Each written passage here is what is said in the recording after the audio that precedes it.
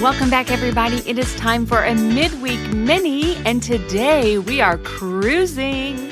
I know a lot of you guys out there love cruises. They can be an incredible way to travel affordably with your family. They take a lot of the stress out of planning a trip where maybe you're going to a bunch of different cities and having to link together all the pieces. Cruising can be so affordable and so fun. And so we are going to get into it today. We have with us Nicola Wood, who is a senior travel editor at U.S. News and World Report. She's going to tell us all about the brand new rankings that have just come out for 2026 of the best cruise lines out there. So, Nicola, thank you so much for joining us. Thank you so much for having me. Excited to be here. We're excited to have you. Why don't you tell us a little bit about yourself and how you got into this world of travel and travel reporting? Absolutely. So I started at US News in 2016. I actually started on the autos team. So I learned a little bit about cars, not too much, but a little. And then I moved over to the travel team in 2018.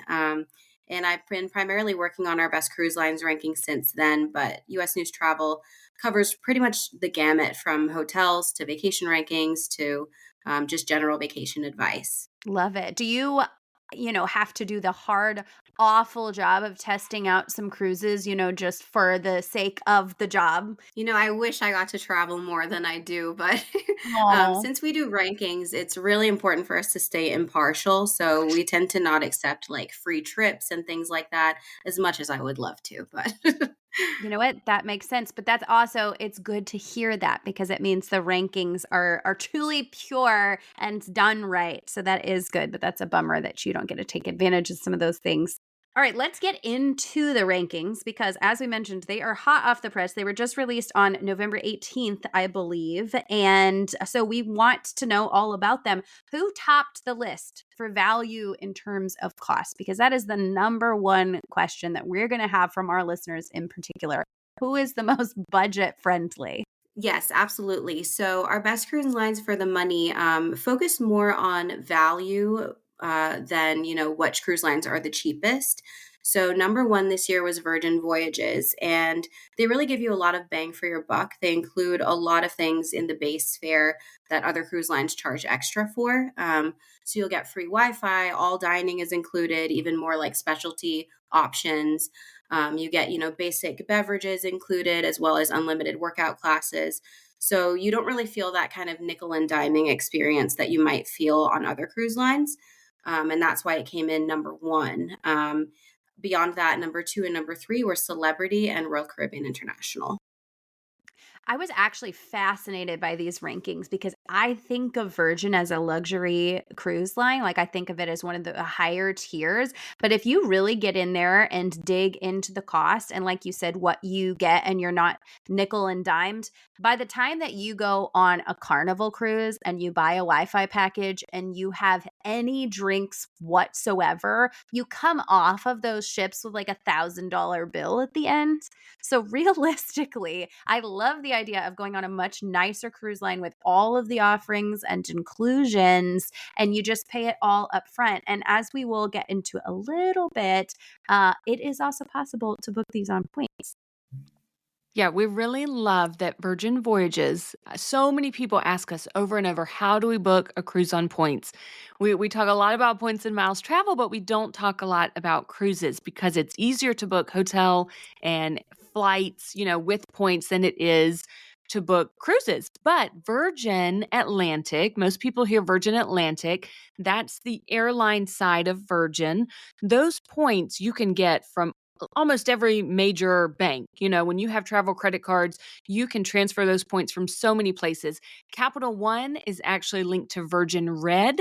So it's worth mentioning here the slight difference. Virgin Red is kind of a bigger umbrella that is Virgin Atlantic is underneath, but you can transfer the points between them. So just because Capital One says Virgin Red and Amex says Virgin Atlantic, it's okay. It can all be used for Virgin Voyages if you were to so choose. And like Nicola has said, they can be a ton of value. There can be so much value there for your money. Now, with points, It's a little more debatable, and most people would say the points rates are so high that it may not be worth booking with points, but occasionally you can find a deal capitalized on a transfer bonus to make it worth it. Yeah, and because you're compiling potentially from all major banks, if you're working with multiple currencies, it can be easy to filter in from different places. We now know that you can be earning points with Rakuten, the shopping portal, and transferring to Built. And that's a good way to massively rack up on Built points that can also be transferred out to Virgin to book cruises.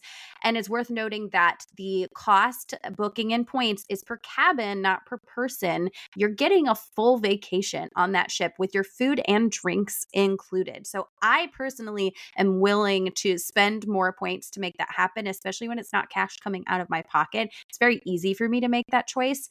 And another option is to potentially erase the cost of your cruise with Capital One miles, which you can do with any cruise line. And this can also be a great way to take a cruise without cash coming out of your pocket. So that's our little tangent into points to make it super relatable for our audience, but we'll get back on topic here with the rankings. So, we did notice, and I think this surprised both of us, that a few of the lists are destination specific.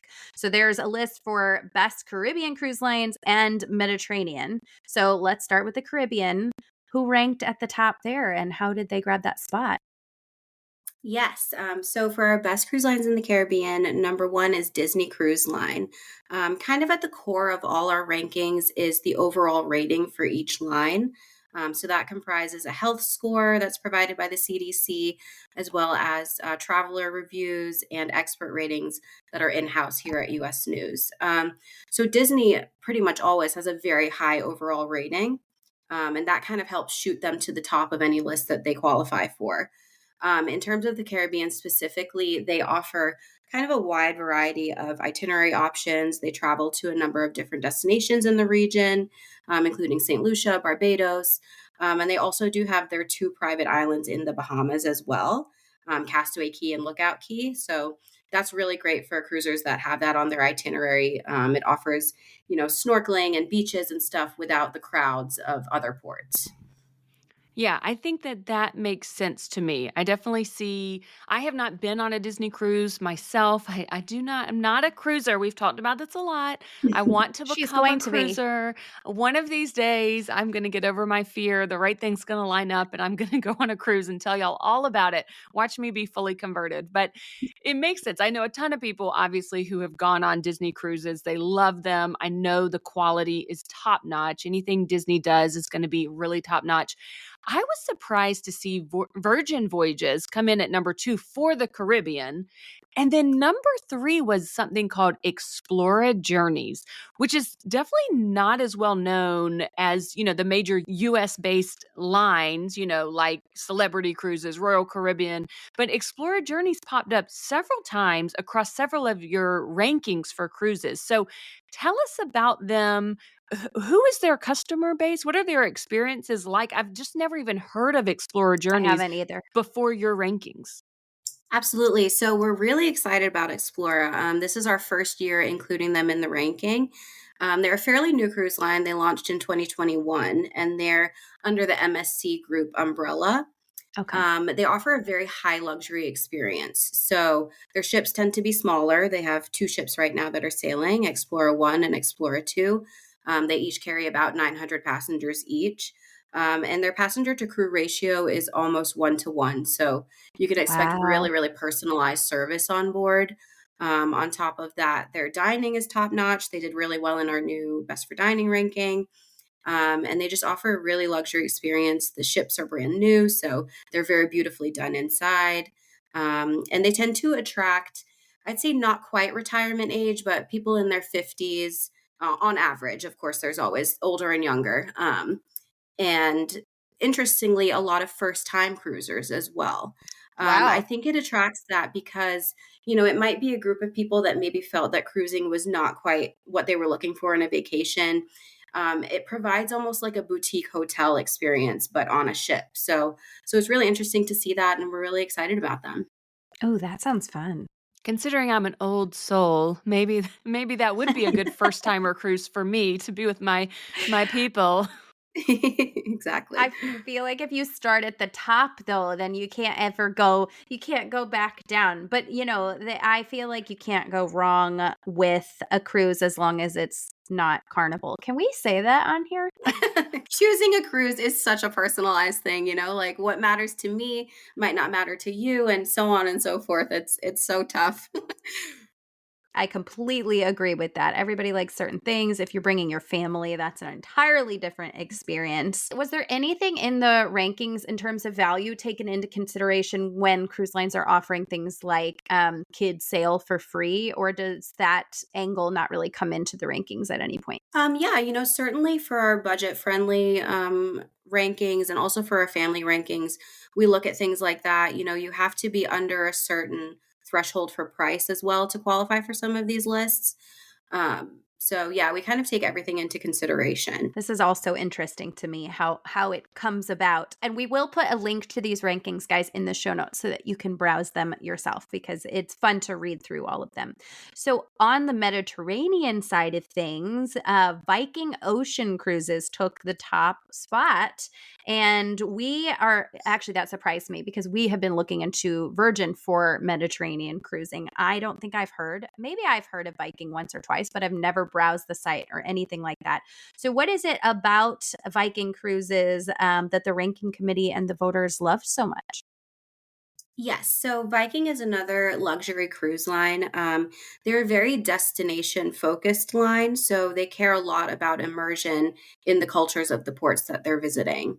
Oh, Their cool. ships tend to be on the smaller side, so they often can get closer to the city center in these Mediterranean ports than some larger ships can. And they visit a bunch of different ports in their itineraries. They also offer something called quiet season Mediterranean sailings, which can be good if you'd like to save a little bit of money. They visit this region in the shoulder season, so you'll typically have lower airfare, lower cruise rates, and fewer passengers and just people in those destinations as well. Oh, I I feel love like that. Vikings cruises I've heard of as someone like Joanna. I'm surprised you have not heard of this at people who like the Masterpiece Theater. You know what I'm saying? PBS That Masterpiece is me. Theater. This is the kind of advertisements I feel like that I have seen along with Vikings river cruises, is what I think of, going through Europe, but some of the river cruising, not so much out on the Mediterranean. I don't know. Does that make sense? Yes, absolutely. Even on their ocean cruises, there's a lot of focus on enrichment on board. So they partner with like TED Talks and things like that to Oh. provide a lot of enrichment options for passengers. So you're not off base at all. That's funny. Yeah, I think when I think of Viking, the little I know about them, it's always in terms of the river cruise, For never the sure. ocean cruises. Mhm. I think that's not what I see people talk about a Yeah. lot. So, it's cool as something to look into since they're at the top here for the Mediterranean. So now we're going to talk about really what everybody wants to talk about because most of our audience has children. We have a lot of family travelers, so we have to mention rankings for best family cruise lines. And I think we teased this with Elizabeth a little bit when she was on. She let it drop what we could guess was number one on the list for best family cruises. So go through these for us. What are the top three, and what is it about them that really makes them stand out for families? Yes, so probably not a huge shock, but number one is Disney Cruise Line. That has been the case every year since we started ranking cruise lines in 2013. And it's really no surprise. I mean, their ships are just tailor made for kids. There's character meet and greets and themed dinners and fireworks, and really just it's like a magical place for children. So that comes in at number one. Number two is Royal Caribbean International, which is also a wonderful option for families. They have some of the biggest and most exciting ships on the market right now. That's where you'll find things like water slides and ice skating rinks and really Ooh. impressive aqua shows and things like that. So definitely worth looking into that as well. And Norwegian also is a wonderful option for families. There's a lot of amenities that kids will love. There's some of their ships have racetracks on board, and all of their dining facilities in the in their ships offer kids menus as well. That's awesome. I actually always think of Norwegian as like an adults only experience because I don't think I've ever known anybody to take their kids on a Norwegian cruise. So that is cool to know that that comes in as a family option. I feel like I see them run deals all the time. Is there any advice that you would give people when it comes to searching and looking for cruises in terms of finding the best deals, best seasons to cruise, that kind of stuff? Sure. So we have a lot of advice content on our site about the best time of year to sail in each region. Mm. And that's in terms of like crowds as well, but also in terms of price. I would definitely say to just stay on these cruise line websites. They're often running deals just throughout the year, especially during wave season, which is typically like January to March. You'll find a lot of deals during that time as well. I know one of my good friends who listens to this podcast is a big time cruiser, Megan, the travel nurse. I have mentioned her before. If people go back to listen to all of our episodes, she's one of my very good friends, and she has gotten to the point where she cruises multiple times a year. I'm talking 3 or 4 times a year. She may be on a Wow. cruise because once you get into the system and their own kind of little points and rewards currencies and things, like she has it worked out where she pays very little for her cruises. I mean, she really gets a steal of a deal every single time. So there are definitely tricks to be had and ways to get into their own little award currencies where you can get a really great deal. I'm going to get her one of these days. She's going to move from being a listener of the podcast to being on the podcast to spill her secrets on the cruises. So everyone requests Megan the travel nurse to come on the show and spill her secrets. But I know you guys, as you mentioned on your site, provide cruise line profiles. Those are updated annually for people researching the best options for, their cruises and vacations. So tell us exactly where people can find that information. So as they're making their choices, they can read about each of these lists and about the different cruise lines to see if it matches up with what they want for their family. Absolutely. So everyone can visit travel.usnews.com, and we cover, 19 different cruise lines, more than 200 cruise ships. We have 10 rankings this year and a lot of advice content. So really like a one-stop shop for everything that you need for cruising.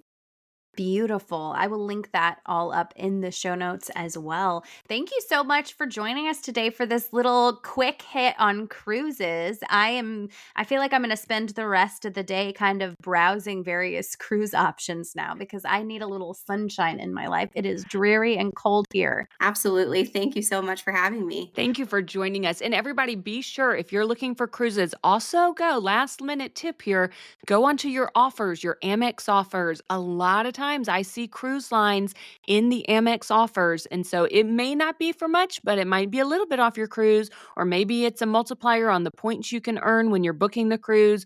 Always check that kind of stuff.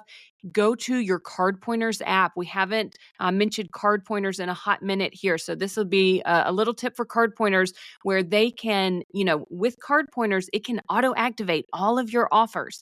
And that may include cruise offers. So if you're going to be looking to book a cruise, go to your Card Pointers app, search the cruise line, and make sure you don't have some kind of offer that you can attach, a deal to get you a little bit of money back. So we will put the link for Card Pointers in our show notes. Nicola, thank you so much, and we will see you guys next time. If you enjoyed this show today, please consider writing us a review or clicking 5 stars wherever you listen to your podcasts. And please subscribe and follow along so that you never miss an episode. You can follow the podcast on Instagram or YouTube at Wonderland on Points Podcast. You can find me on Instagram at Family Travel for the Win with the number 4. And you can find me on Instagram at Points to Wonderland.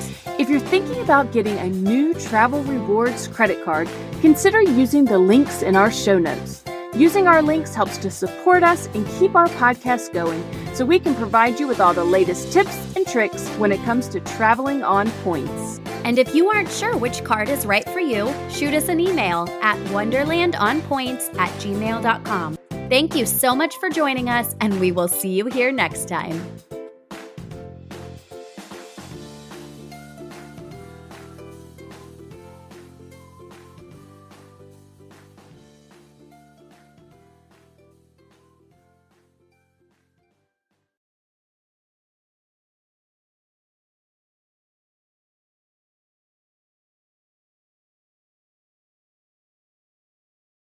stars wherever you listen to your podcasts.